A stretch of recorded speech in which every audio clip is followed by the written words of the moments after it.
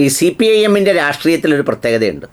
നമ്മൾ സാധാരണ നാടൻ ഭാഷയിൽ പറയുമ്പോൾ തലയിരിക്കുമ്പോൾ വാലാടണ്ട എന്നൊക്കെ പറയുന്നത് പോലെ എന്താണോ നേതൃത്വത്തിൻ്റെ നയം അതിനനുസരിച്ച് അനുയായികൾ നിലപാടുകൾ മാറ്റുന്നതിൽ വളരെ വിദഗ്ധരാണ്.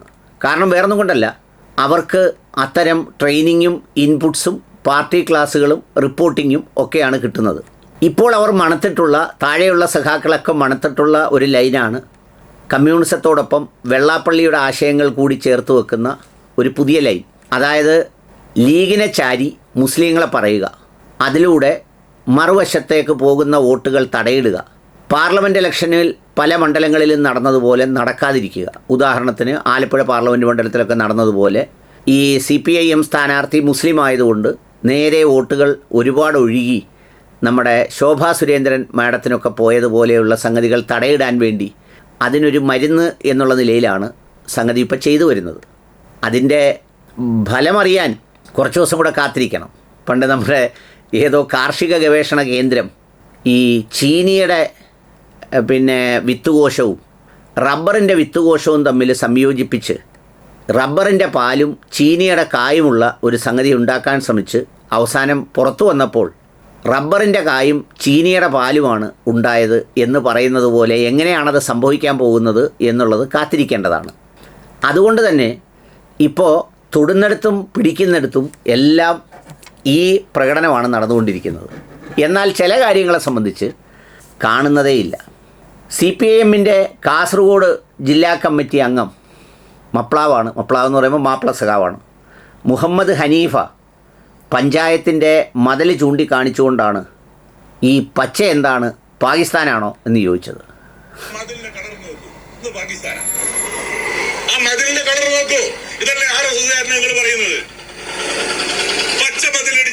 ഏതെങ്കിലും ഒരു മതിൽ ഈ കേരളത്തിനകത്ത് എവിടെയെങ്കിലും കാണാൻ വേണ്ടി പറ്റുമോ? അവരുടെ അപ്രമാദിത്യം ഈ നാടിനകത്ത് വർഗീയ ചേരികൾ ഉണ്ടാക്കി. ആ പച്ച ഞാൻ പരിശോധിച്ചു, അത് ലീഗിൻ്റെ പച്ചയല്ല. അത് വളരെ മനോഹരമായ ആ ഷെയ്ഡിന് പറ്റുന്ന ഒരു കളറാണ് അവിടെ തീരുമാനിച്ചത്. ഈ പച്ച വളരെ വിവാദമാക്കിയിരുന്നു പണ്ടും പല സന്ദർഭങ്ങളിലും. ആ പച്ചയാണ് ഈ സഖാവ് ഉപയോഗിച്ചിരിക്കുന്നത്. എന്നാൽ ഈ സഖാവിന് വെള്ളാപ്പള്ളിയെ പറയാനാവില്ല, ഒന്നും പറയാൻ പറ്റില്ല. പുള്ളിയുടെ കാര്യം അപകടത്തിലാവും. ഇനി വെള്ളാപ്പള്ളിയെല്ലാം പോട്ടെ, നമ്മുടെ തൃശ്ശൂരിലെ ഒരു ചെയർമാൻ, ഒരു വർഗീസ്, ആ വർഗീസിന് ഇടതുമുന്നണി പിന്തുണ കൊടുത്താണ് വർഗീസിന് മേയറായിട്ട് ഇത്രയും നാൾ ഇരുത്തിയിരുന്നത്.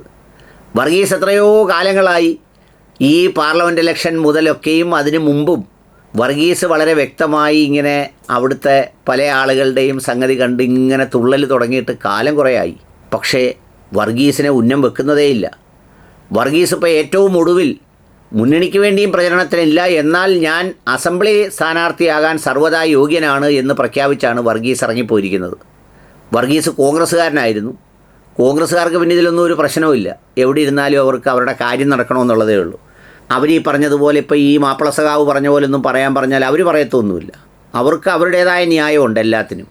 അവരതിന് ഏതറ്റം വരെയും പോകും. വേണമെങ്കിൽ രാഹുൽ ഗാന്ധിയുടെ കോൺഗ്രസ് അല്ല എൻ്റെ കോൺഗ്രസ് എന്ന് പറയുന്നതിനും അവർക്ക് മടിയൊന്നുമില്ല.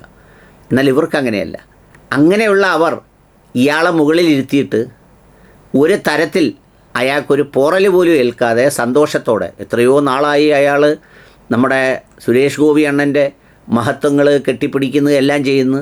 നിങ്ങൾ കുറിച്ച് വെച്ചോളൂ, അടുത്ത അസംബ്ലി തിരഞ്ഞെടുപ്പിന് തൃശ്ശൂരിലെ ഏതെങ്കിലും ഒരു അസംബ്ലി മണ്ഡലത്തിൽ അയാളായിരിക്കും സ്ഥാനാർത്ഥി, BJPയുടെ സ്ഥാനാർത്ഥി. എന്നിട്ട് ഏതെങ്കിലും സഖാക്കൾ അയാൾക്കെതിരെ ഒരു അക്ഷരം മിണ്ടുവോ? മിണ്ടിയിട്ടില്ല. എന്നാൽ ജമാഅത്ത് ഇസ്ലാമിക്കെതിരെയും പച്ച നിറത്തിനെതിരെയും വളരെ കർക്കശഭാവത്തിൽ ആഞ്ഞടിക്കുമ്പോഴും നമ്മുടെ വെള്ളാപ്പള്ളി സാറ് പറയുന്നത് ഒന്നും കേട്ടതായി ഭാവിക്കുകയേ വേണ്ട എന്ന നിർദ്ദേശം, അല്ലെങ്കിൽ അത്തരം കാര്യങ്ങൾ വരുമ്പോൾ പെട്ടെന്നൊരു ഐസ് മുട്ടായി വാങ്ങിച്ച് വായിലിട്ട് മുണുങ്ങി നാക്കിനെ നിയന്ത്രിച്ചു കൊള്ളണം എന്ന നിർദ്ദേശം പാലിക്കുന്നുണ്ട്.